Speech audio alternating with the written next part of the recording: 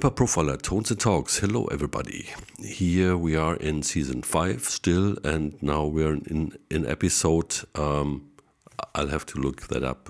You will find it in the description. Funny. Mr. Thomas Dill, you're laughing, and you're right. Hello, how are you? Hi, Tom, I'm fine. Episode 125-ish. No, season, I think we're in 10 or 11. You will find out. Definitely 11. Definitely in 11 is always one better. Exactly, and that's a very, very good motto in a way for today. Yeah. We want to talk about, how can we approach that? Tone shaping, overdrive shaping, distortion shaping without distortion pedals and without overdrive pedals. Without boosters. So to say, and without boosters, because we found a little bit of the secret sauce regarding the magic frequencies that cater for the desired tone. But let's not speak in riddles. Let's get into this. So, what's your approach here, Thomas? Please introduce this to us. The magic name is Metal EQ, and Metal EQ in a different way. So you told me about the Metal EQ and the power of the Metal EQ. And the Metal EQ in the profiler, not definitely the metal EQ. Not the specific one. Yes, the specific Metal EQ. This EQ, by the way, is shaped, inspired by this little thing. Or better said, the EQ of this thing. It's a Metal Zone MT2, and it has parametric mid-range and low-end treble on stacked controls. So it's designed to use behind the stack to shape this mid-scoop sound. But what you did, and you inspired all that stuff, you did it definitely. And talked after some last episodes and said to me, try this Metal EQ in front of the stack and try to shape some things. And it was really great to play with all that stuff. And another thing was regarding NAMM. There came some news from Dunlop that they were building some signature wah pedals. And one of these signature wah pedals is the Mick Ronson wah pedal. And Mick Ronson, the older guys maybe know him. He was a guitar player. Yes, me too. He was the guitar player in David Bowie's band, and especially at he recorded that stuff at the Ziggy Stardust era. I think it's 73 or something like that. And he always used a wah pedal at a fixed position. So some people say fixed wah or cocked wah, and this is typical for those 70s rock sounds. This, what you can do with the wah pedal is boost the mid-range. And then I thought, hey, this is great using the Metal EQ. You can definitely use a parametric EQ, and but I think so. The Metal EQ is voiced a little bit different. And for me, it has more, musical. It's more musical tuned. So, let's take a look at this guy. And let's maybe add a little bit of context. I don't know if that's too much, but this is quite special. So people, if you have questions regarding this, feel free to shoot, because basically this could be a bigger thing. When we started to talk about that what inspired you to do all this, I realized after we spent this long time on looking into the overdrive pedals that basically I realized what I don't like about the overdrive pedals and what I do like about the overdrive pedals. What I don't like is this weird thing with the distortion and the parallel path, because basically that fucks up in a way the tone, because you get this mix between the amp distortion and the overdrive pedal. And when you're really into the amp distortion and you just want to shape it a little bit or increase it, then these days just crank it up. That's one thing. And then if you want to shape the kind of distortion, how it sounds for your guitar and your pickup, you need this filter from the overdrive pedals. So what about, why not just have this filter thing separated from this unwanted stuff in the overdrive pedals and be really flexible?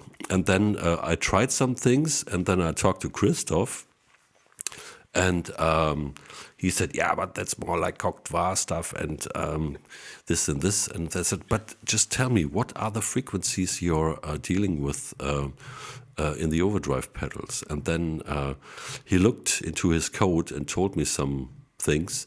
And then I looked with some analyzers as well, what these things do to the clean guitar pedal before it hits the amplifier. And then I thought, let's try this, and try this with Bam Bam, exactly, the metal EQ, because the slope is much steeper than with normal EQs. You know, they have this ramp up that goes like this, and this one is like really steep. So if you move the low cut, you're really cutting.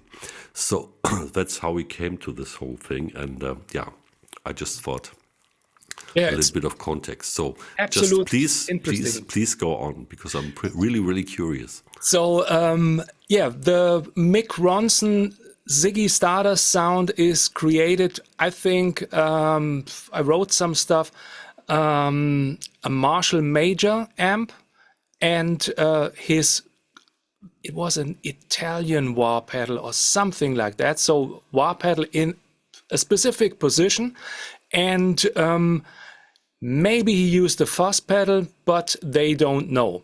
And it's a guitar tone that is, from my opinion, impossible to recreate, because it's so specific in that frequency range. So I tried to get as close as I can.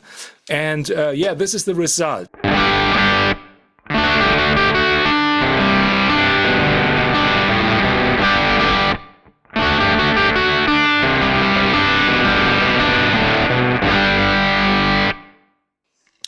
So this is it, and I'd like to take a closer look to the rig manager, and it's a weird setting of the metal EQ. I'm so curious. So natural reverb. The amp is the value 3100 profile. It's in the liquid profile, Dilrig's liquid profiling section on in the rig manager. And as you can see, so I will turn all the boost stuff off. It's nearly clean tone. Nearly clean with the Les Paul.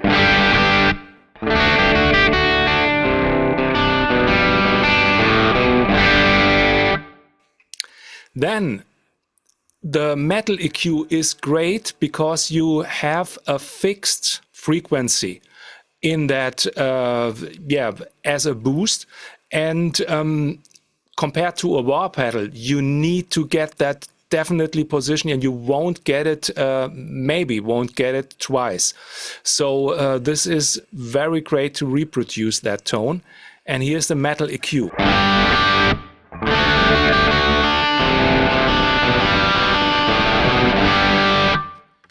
And as you can see, it's a weird setting. So the metal EQ has a low frequency, then we have the mid frequency and the mid boost. So you can choose your mid frequency and you can boost or cut it. We have high frequency and then low cut and high cut. I have a really massive high cut, not that massive, but at 1800 Hertz. So high cut, yeah, it's massive.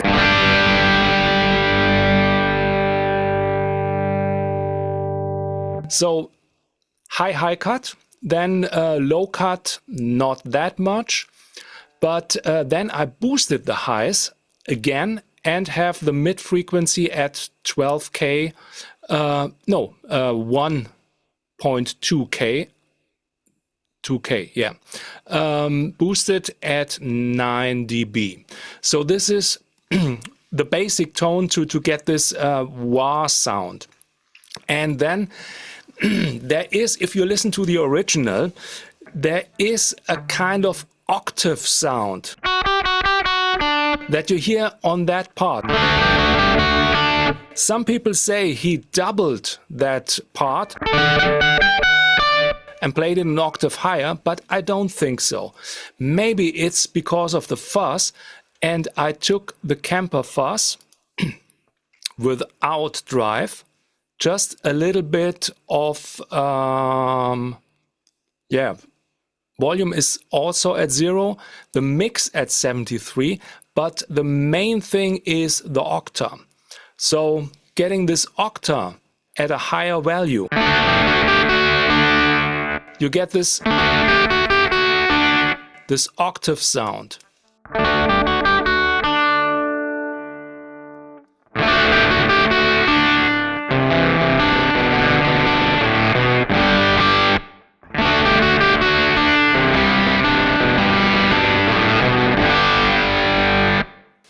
So this is, my approach to get this, uncopyable Ziggy Stardust tone.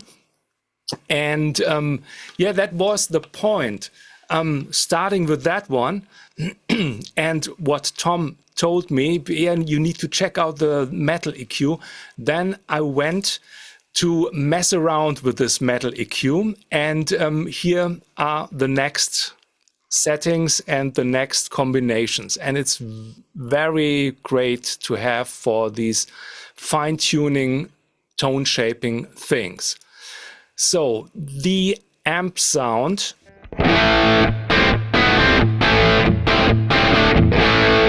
This is the basic amp tone. Again, the value amp now with a little bit more gain at 2.9 and EQ in the middle. So nothing fancy. And the first setting of the metal EQ, I call it high and low cut. So you see there's low cut at 199 and the high cut at 2.5K. And a little bit of volume boost. So the volume is the one for the boost function to get a little bit more gain. And here you can shape the tone, but also you can get more gain when you have the mid frequency boosted. I will come to that later. So this is the first setting. The next setting is called more high and low cut. As you can see, we have now the low cut at 455 and then 1.2K, the high cut. So really massive. Then the next one is a boost at 1000 Hertz, mid-frequency boost at 8 dB, and a bit of low and high cut, a bit more of low and high cut. Then 600 Hertz mid boost, and also low and high cut, and the volume boost. And then we have at 2.6K the mid-frequency boost, also low high cut, and a little bit of volume boost. I will play them one after each other without talking, so you can hear the differences. And I will start without the EQ. So you see, yeah, you can see the EQ settings. So here we go.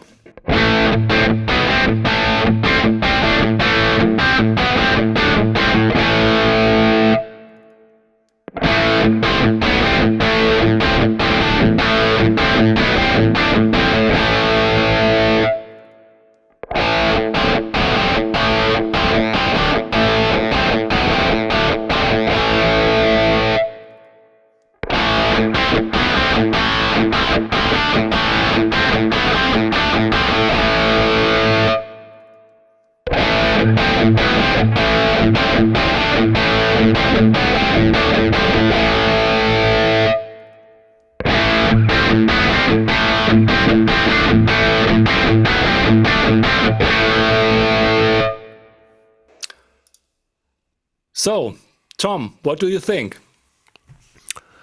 Yeah, that's exactly what I would do with that as well for various situations, and it shows, as far as I could judge from listening You're not via in the picture, by the way. yeah, here I am. Just by listening to it through, our Zoom thing, but I would get the final files from you, which are always very pristine. It shows that you can just change the character of the distortion big time. And one setting, I think it was the second or the third, you had this typical Cocteau thing, because that was the one where you had the low cut at 400 something ish, and then you get into this what they did in the old days with the Rockman and stuff, through really cut off the low end to keep the distortion a little bit tighter. And then with the other ones, you would have more feature on the how would you call it, pressure point and stuff like this. And then with the adding of the 600 with a mid boost, you get this thing. What, by the way, I found I think, to my knowledge, for the first time, I really found it in Steve Vai's tone, because the metal guys, especially the British ones, they came more from this treble boosting thing. And then when I heard the Steve Vai stuff, when he was on the neck pickup at boosting these, I think 400, 500, 600 hertz, you had a little bit more oomph and fullness to these solo tones. And okay, then later, of course, came the rectifiers, and all these things were stirred up big time anyways. But what it shows is that you can shape really the way the distortion sounds from the amp, and that's just one amp, and variations in many sounds, many different sounds, cutting and boosting the frequencies. And the great thing is, I have a setting where I have it entirely open for the clean signal, because you want to have as much as information as possible. But when I hit the morph button, I crank up the gain, and then usually it goes into, when the full guitar thing hits the amp, it's all over the place.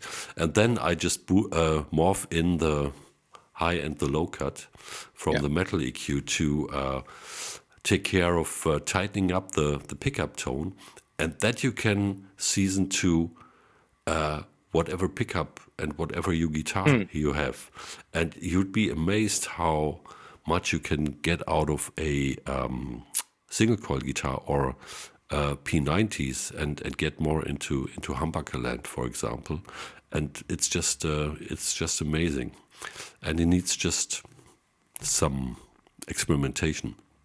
It's definitely also a secret weapon for recording in all gain stages. So if you have an arrangement and the guitar doesn't really sit in the mix, take the metal EQ for just shaping the tone and listen to the whole track, and then you hear the guitar. It's I did some recordings using the metal EQ in that way, and it was really fine.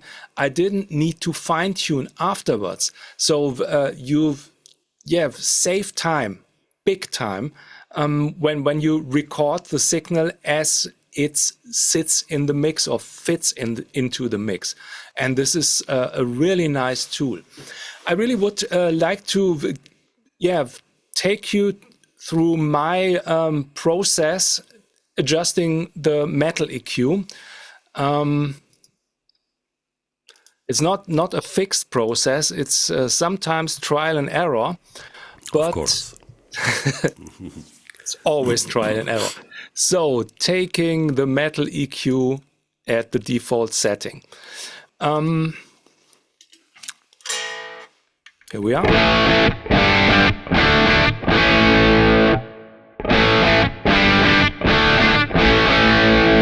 So it does a little bit when it's turned on. So it has a little bit of shaping. The first thing is, what do we want? We can I started with high cut and low cut. So this is how it sounds.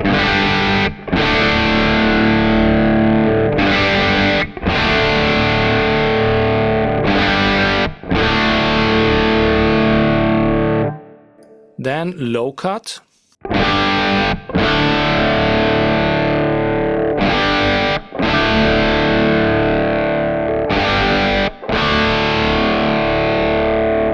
Okay, so as you have heard, the high cut is not that drastic. And when you turn in your low cut, so normally you have the frequency range, then you have a little bit of high cut and low cut. Whoops, this way. And with that, you have something called like a mid boost, because you cut it the highs and the lows. So it's something like a natural mid boost because of this high and low cut. And now the next thing is, when you go back to the rig manager, take the volume up.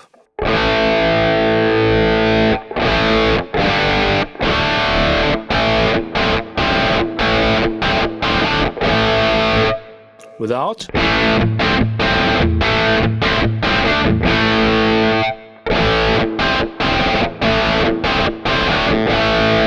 Maybe it's a bit too much, then turn down the low cut. Without. Again with.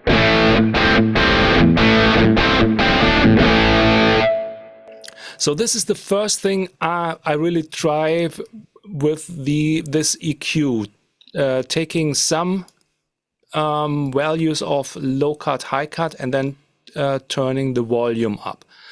The second thing is, if I really like to have a specific mid boost, then I'm going to the mid frequency. And let's say, Tom, what do you prefer? Coming Which from number? that, Which number? Yeah, coming from that basic tone, I would say I would go 800 something ish, and boost it quite healthily to get from that AC/DC like tone. If you then switch on the metal EQ to get more into I would call it a lead or single note area, for example. Okay.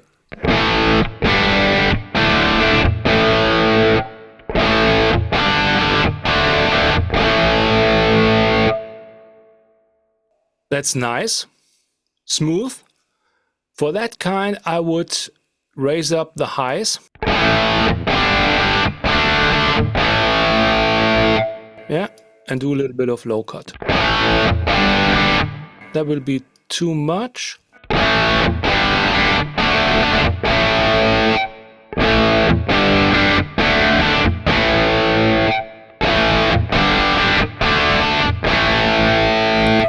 So, for example, if you would like, if you would, switch it off and think like, you're AC/DC and you're playing, the song, and then you switch it on and have the frequency shaping plus, I don't know, just crank the volume. I mean, really like 4 o'clock or something.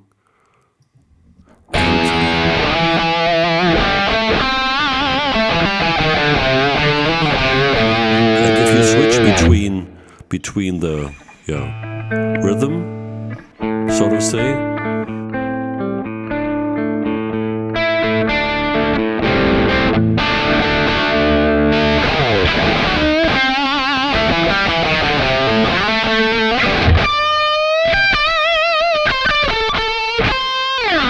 Yes.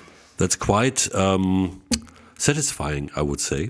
And the point is, you just have you haven't changed the amp. You're in the same basic frequency area where your guitar happens in the whole band. Come into the picture, Tom. Thing. Yeah, right. In this whole band scenario, and it's very organic. Yes. And if you would have an EQ like this in an analog form with access to these frequencies, you just would have the same effect with just your one amp. And it's just, I've found this is really amazing because it solves. Well, that's 42 for you guys, who know what it's about. It's the answer to any question and to everything that's been and will ever be. That's the secret sauce. And then now you can, depending on your guitar and, with the low cuts and this boosting in between some frequencies, you can, find the noses and the valleys in your guitar pickups, frequencies, and things like this. It's just amazing. Yeah, it's you get the sound of the guitar player from Disaster Area, I think, which is you know Disaster Area? No. Yeah. Hitchhiker's Guide Through the Galaxy. Oh, the loudest. Yeah. Yes. Now I get it. Yeah. Level 42. I left that that world already. Yeah, absolutely. So and this is a tone. While I'm playing, I was playing. I felt okay. This is the boost. I don't need a volume boost for my lead tone. So it's this cut-through frequency range for the lead tone. And this is something where many people, especially singers, always say, oh, the guitar player, when he plays solo, he's so ridiculous loud. And it's just, you don't need to be that loud. You need to have this specific frequency range where you cut through the band sound on stage or wherever. And this is something to have to. So that's what Michael Schenker did, what all the rock guys in the 70s did. I think also the solo of Whole Lotta Love sounds to me as he was pressing on a wah pedal for the lead part. Some say it was a treble booster, but it sounds a bit like wah. I really don't know, need to read about it. But you get this cut-through frequency range. And another thing, what I didn't do now, you can definitely shape your tone and the overdrive sound to your guitar. So for different guitars, you can use different settings.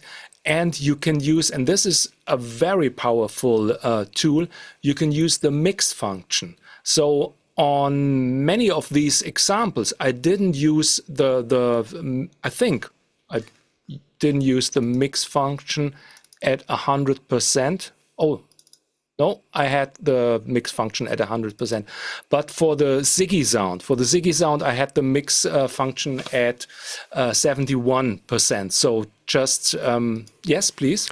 just to be aware, I just found out, to be honest, 2 or 3 days ago, speaking to the maker again, because I realized that I wanted to have just the mix parameter morphed to switch it on and off like I would do with some other things.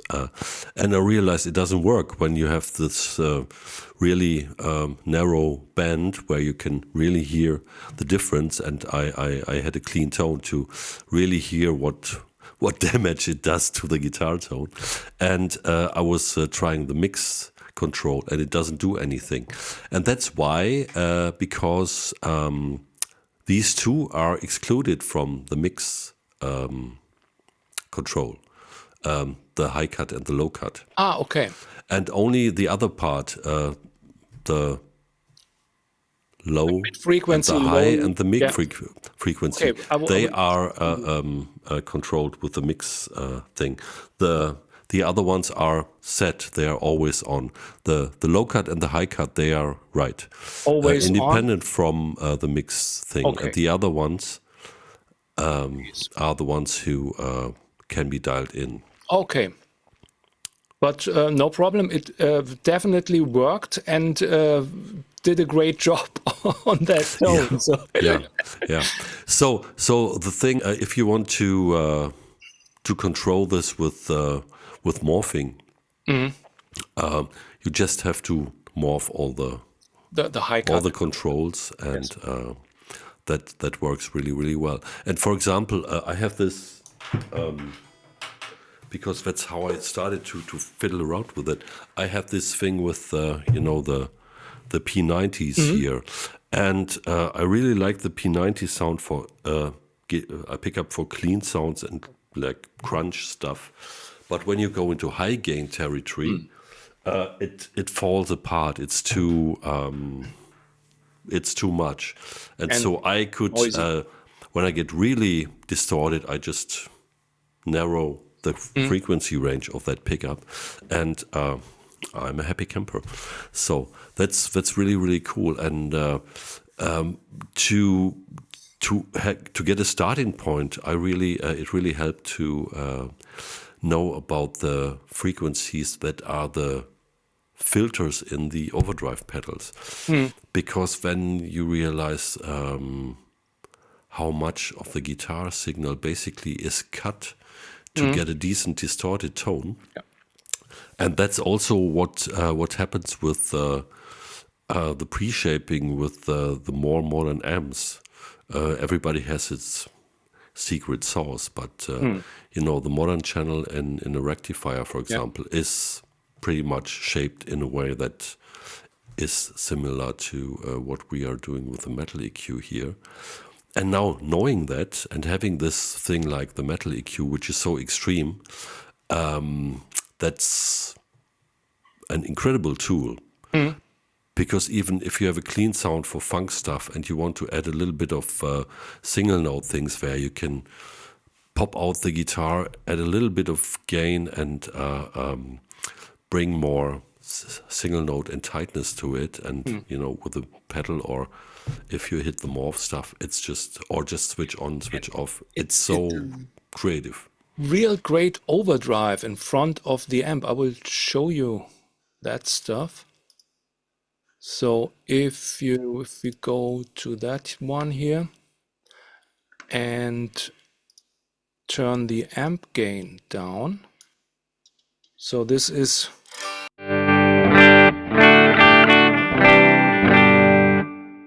a clean amp.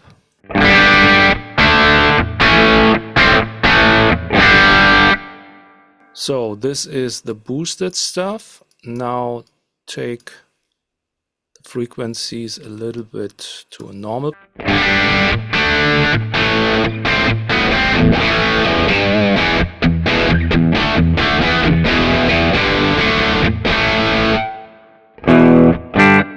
A little bit louder, but no problem.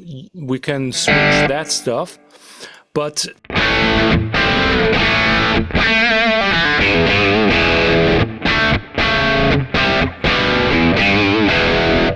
you get really tight sound. So it's different as using amp only amp distortion. And another thing that was really funny that I discovered is the metal wah.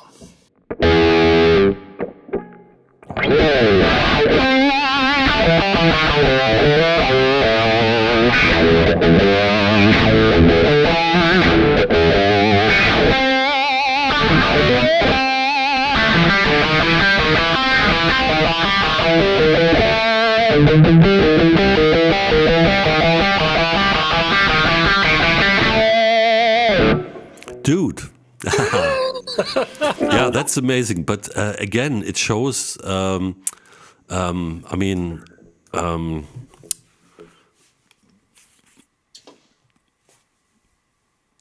how do I say this without being too offensive? I mean, if you look at the frequencies, and what we're dealing with here is frequencies and level, you know, gain, push it or reduce. And so what it does, and that's basically the essential of what we want to do to shape the distortion character of an amp. So we can leave a lot of urban myths behind, and we realize, especially when you take down the frequency, we can discuss, you know, cable and some other things, you know, what you should take care of to keep, you know, true bypass and all the things. Don't change the frequency settings and stuff like that. But if you really work with that, it's even more satisfying if you actively work and destroy the frequency settings to approach the amp with a signal that delivers what you're after and gives you all the flexibility. That's really amazing. So throw away all your overdrive pedals and use the metal EQ. No, of course not, because these distortions and the parallel path also have a different impact to all this. But if you want to have the essence of what these things do to get more control about your amp distortion tone, then this is the way to go and experiment with this. And especially, I mean, it would be fun. I don't know. We're running out of time, maybe, but you did it with the Les Paul, which has a lot of frequency range and oomph to on offer. But if you would take the same thing with the Telecaster, for example, and try to bring the Tele into more like Les Paul territory, maybe that would be something for another episode that would be interesting as well. So, and I'd like to show everybody what I did with this metal EQ, metal wah. So I morphed the mid frequency from 444 to 2374. The mid boost is at maximum, so 18 dB, and a little bit of volume boost. And this is, so for me, a wah pedal is, a mid boost with changing the frequency with the pedal. And this sometimes, the typical wah pedals, they have this quark sound. And for high gain sounds, it's sometimes not, not great to have. For clean sounds, I love it, but for high gain sounds, I like to have a more subtle wah tone, and this is one to use to. And the great thing is you now can adjust the frequency range very, very detailed, how you want to set your wah pedal. Just maybe you don't want to have this typical wah sound. You just want to change a little bit of the frequency range, then go for a more narrow frequency, mid frequency here, this one. So then we have that. Wait a minute.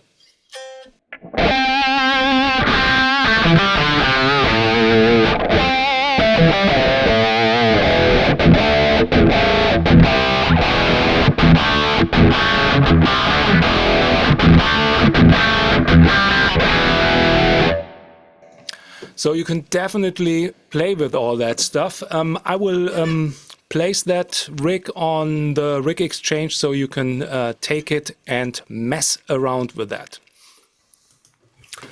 Wonderful. So, yeah, again, and more important than ever, try this at home.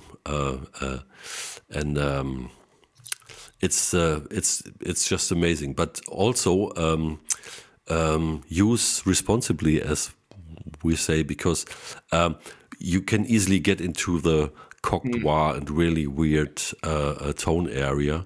But most of it, if you control a little bit the low cut, if you don't go above, I don't know, 350 or so, you're not really touching the cocked wah super nosy area. But sometimes if you want that, of course, the creativity is allowed to do anything. And yeah, it's really, really cool. So looking forward to what you would come up with. Yeah, and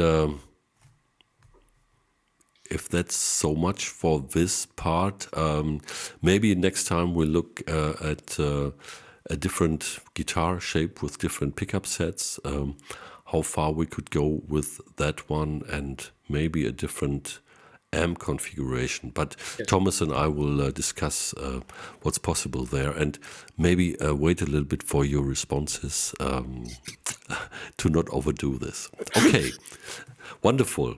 I hope you get something out of this, and looking forward to your reactions. Take care and see you next time. Bye.